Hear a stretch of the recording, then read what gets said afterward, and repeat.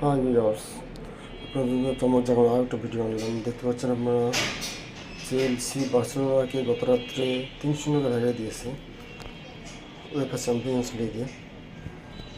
Barcelona এত ভালো team, হচ্ছে চ্যাম্পিয়ন টিম, কিন্তু চেলসির সাথে কোনো প্রতিদ্বন্দ্বিতা করতে পারে নাই।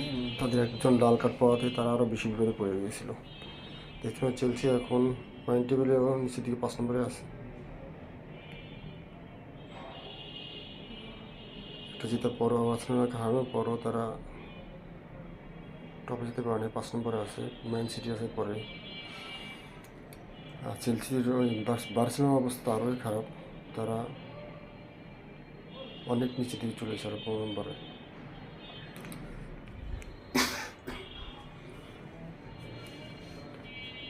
গত তারাও কিছু অঘটন ঘটেছে। শুধু যে বার্সেলোনা হচ্ছে তা নয়, আমরা দেখতে পাচ্ছি ম্যানচেস্টার সিটিও লেভারকুসেনের কাছে 2-0 গোলে হেরে গেছে। ম্যানচেস্টার সিটির মতো টিম, তারাও এভাবে হারলো লেভারকুসেন, জার্মান টিম লেভারকুসেনের কাছে। ম্যান সিটি বর্তমানে খারাপ সময় যাচ্ছে। ম্যান সিটি, তারপরে ম্যান ইউ, লিভারপুল। এই যে আমরা দেখতে পাচ্ছি, এটা দেখতে পাচ্ছেন কীভাবে আসছে।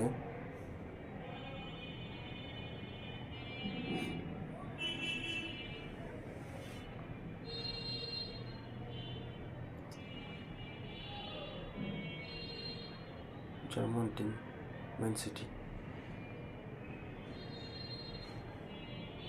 লেভারকুসেনের অবস্থান।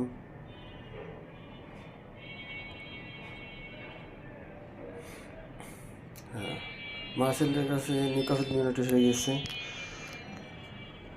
সে France team.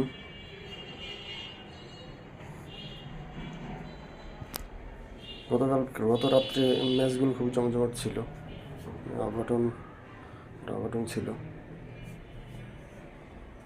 Barcelona হারলো, man city হারলো, আবার নিউক্যাসলও হারলো। ডর্টমুন্ড জিতেছে ভিলারিয়ালের সাথে 4-0 গোলে। জিততে পারে, কিন্তু 4-0 গোলে ভিলারিয়াল তো অত খারাপ টিম না। ডর্টমুন্ডের থেকে অতটাও খারাপ না, প্রায় সমমানের টিম।